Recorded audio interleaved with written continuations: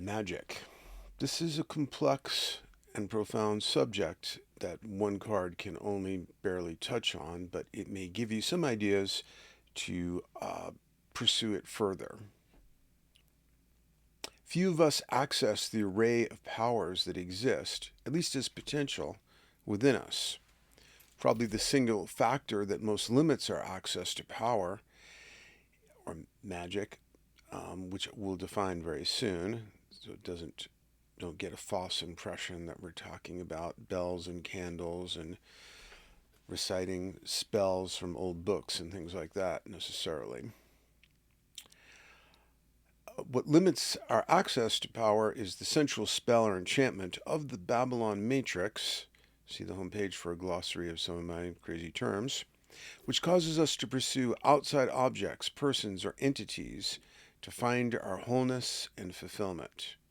Once you embark on that quest, you become as enchantment bound as a ring wraith. The hot pursuit of the external agent is the anti magic, a black hole for any radiance of self or personal power. For example, if a person is inanely infatuated, it is easy to see how much power he has abandoned. But if you instead focus on your own center, the self, the source that flows through you, if you shift your gaze from the precious, whatever that might be, to the fires of chaos, the boiling cauldrons of ones and zeros, the stuff that matrices are made from, then you become a sub-creator and have access to the wizard within.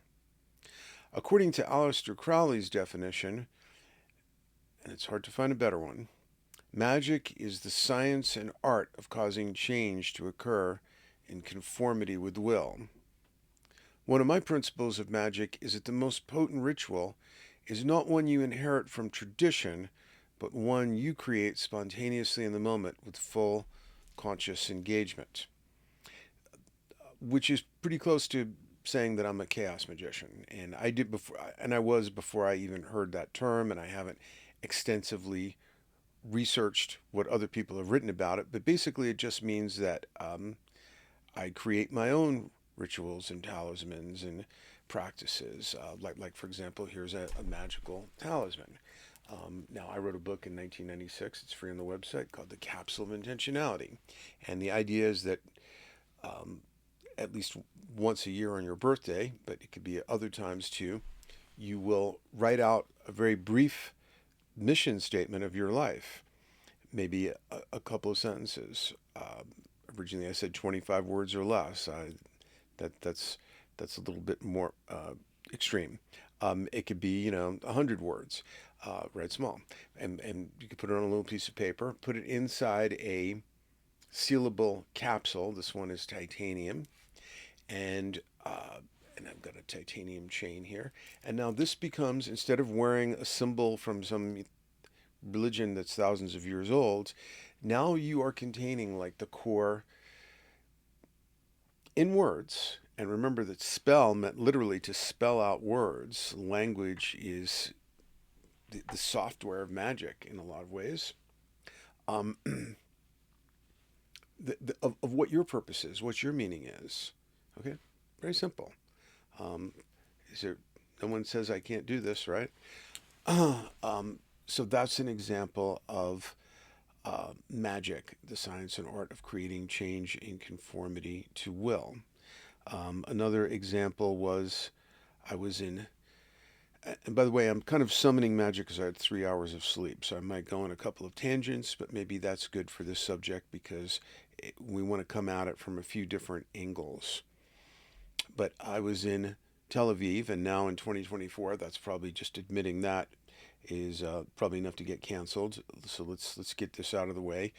I did a 23andMe. It came back 100% Ashkenazi Jewish. I closely identify with that culture, and I support the right of the state of Israel. However, I also have a family that my closest relatives are half Palestinian. So I have Palestinian relatives in the West Bank. My sister married a Palestinian. He's a Christian Palestinian. So my closest relatives right now. The surviving members of my closest family are half Palestinian, half Jewish.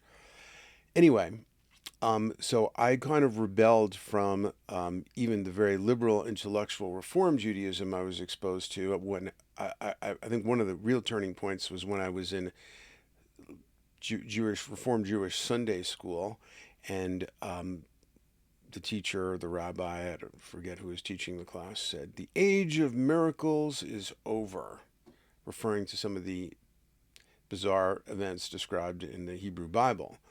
And I immediately felt the wrongness and the lie of that. So first of all, he said it as if it was in the Bible, and it wasn't.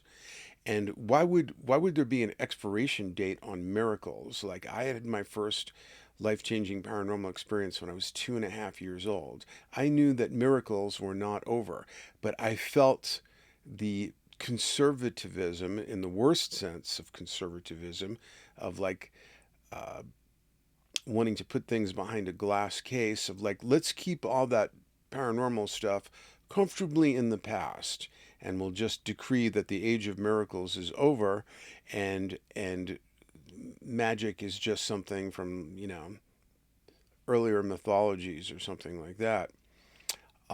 So anyway, I was getting back to Tel Aviv in 2016. I was walking down the street. They had all these beautiful mezuzahs that looked quite magical. And a mezuzah is like this, usually made out of metal, it could be stone, that Orthodox Jews will put over every doorway in their whole house, or more conventionally, it might just be on the front door of the house, and it has some Torah writing in it. And when I asked how much these things cost, they're like, gave me, it was, so many shekels, but then it was more than twice that if it for the scroll that came in it, because that had to be done with hand calligraphy by a rabbi. And I'm like, well, I don't need the scroll. I'm going to put my own. I came up with my own one sentence version of the Jewish religion, what I called the inner spirit of it. But who knows? I mean, maybe it's my inner spirit. I don't know. Um, but the one sentence is to carry the torch of consciousness forward and to engage in rigorous self examination for the purpose of advancing ethical conduct. And so that's not very many words. So I bought a bunch of these mezuzahs and put them over every doorway in my house, but I just put my one sentence in there instead of the Torah uh, scriptures, not all of which I agree with. So, because there's some incredibly bad stuff in a lot of holy books, like the Hebrew Bible, and I'll just leave it there so that I don't polarize people. Anyway, but that's an example of magic. Is, I created change in conformity to will. I didn't just follow a tradition, and so therefore I think that chaos magic would be the mainstream of magic, just like Reform Jews claim that Reform, and this is kind of legitimate, that a religion that's not changing is a dead religion. And but if it really want to open the gates of change, then create your own religion, create your own uh, set of beliefs. Rigorously ethical, though. This is not a license to do whatever you want, even though Aleister Crowley says, "Do what thou wilt shall be the whole of the law." But he doesn't mean that. Also was not meant to be just act out every caprice at all. But we'll get into that in this little study of magic. So, the ritual you create today can be more individual, unique, consciously intended, relevant, and applicable to the current conditions. A wizard is someone able to generate their own magic and shift the matrix consciously.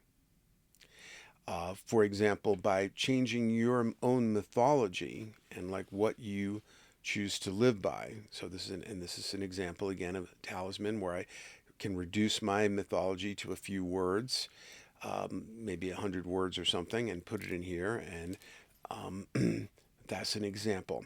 Accessing your inner wizard will give you great ability to transform the sovereign domain of your inner world. In the New Age, this is often inflated into you create your own reality.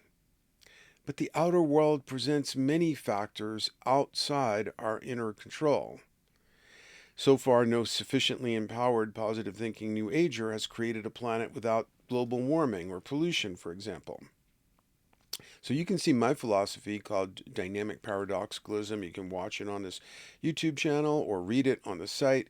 And one of the dynamic paradoxes is you create your own reality versus outside reality creates you. So, well, I'll go on a quick tangent on that. Um, because the idea of dynamic paradoxicalism is that, as Niels Bohr once said, the father of quantum mechanics, the opposite of a profound truth is another profound truth.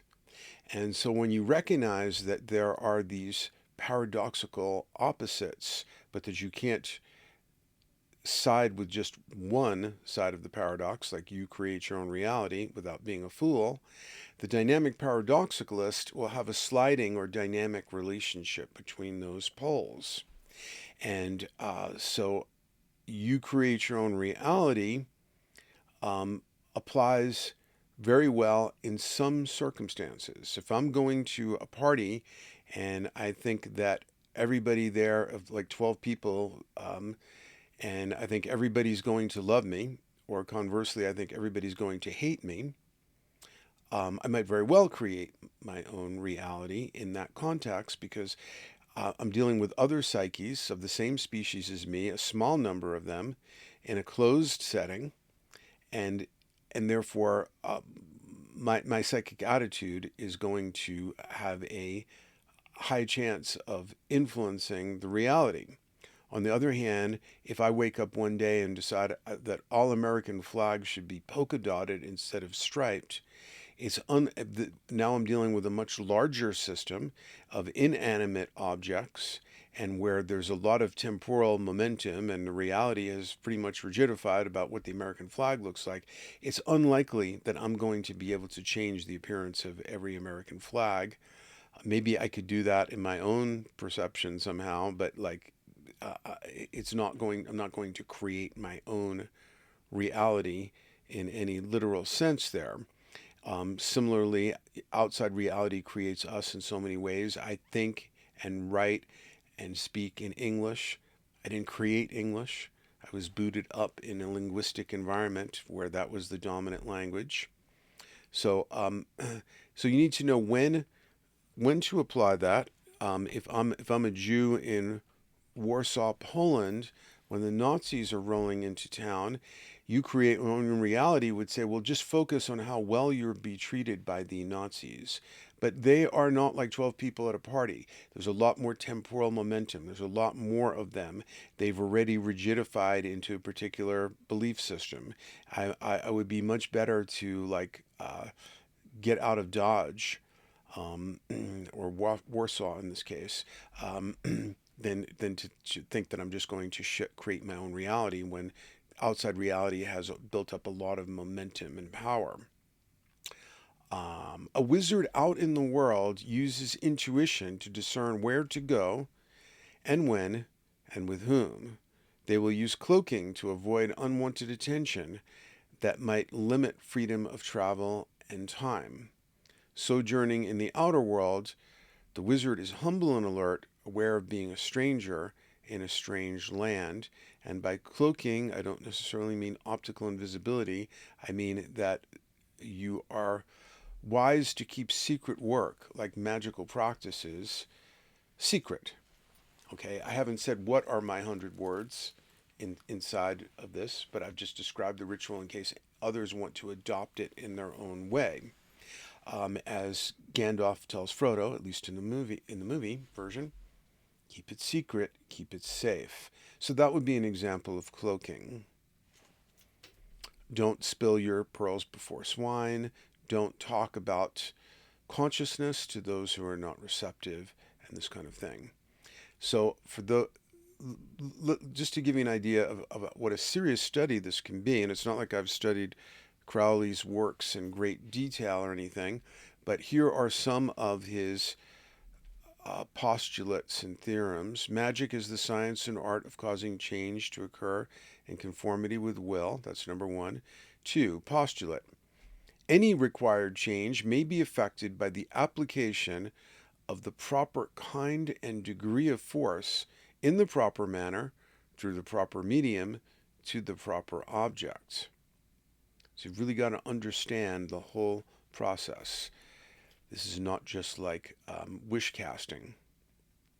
3. Theorems. 1. Every intentional act is a magical act. I'll repeat that. Every intentional act is a magical act. By being very intentional about my words right now, this is magic. It's a spell. I'm spelling out words with my voice. I'm creating change in conformity to will. I could talk about asparagus right now if I wanted to. That's change. Every time we speak, we're creating a change. It's not always that intentional, though. So that's why I'm trying to stay on the subject and not talk about popular vegetables, for example, though I just did. 2. 3 hours of sleep, sorry. Every successful act has conformed to the postulate. 3. Every failure proves that one or more requirements of the postulate have not been fulfilled. 4.